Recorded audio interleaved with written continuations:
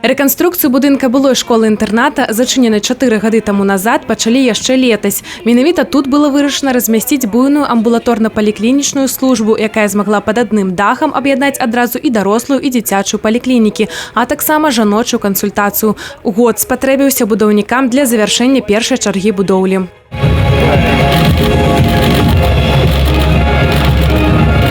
У лячэбна-дыягнастычным корпусе заходні будуць абслугоўвацца 27 тысяч жыхароў заходняга і паўночна-заходняга мікрараёнаў Пінска. С учетом того, что этот район планируется до 30 тысяч обслуживания населения и 10 тысяч детского населения, с вводом в эксплуатацию второй и третьей очереди, это будет полноценный медицинский комплекс, где можно будет прийти всем жителям, как получить ультразвуковую диагностику, рентгеновское, флюорографическое обследование, анализы полностью все сдать и обратиться как к узкому специалисту, так и к врачу общей практики.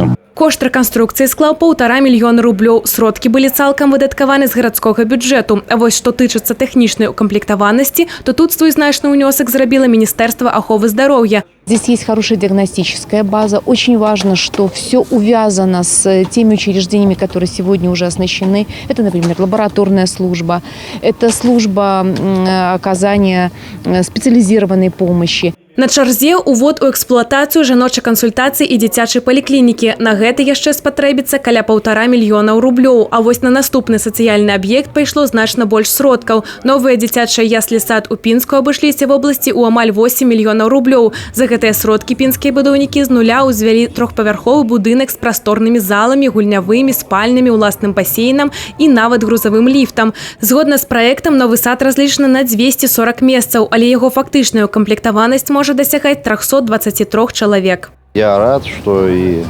поликлиника, и вот детский сад, что они в короткие сроки, там первый комплекс, а здесь полностью объект введен.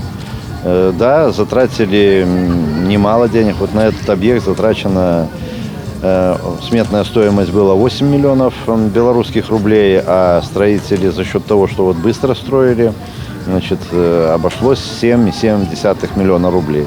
Значит, тот объект подешевле, он в целом 4 миллиона рублей стоит, ну а первая очередь, которую мы ввели, 1,6 миллиона рублей. Это средства бюджета, которые направлены на социальную сферу. Поэтому так и должно быть.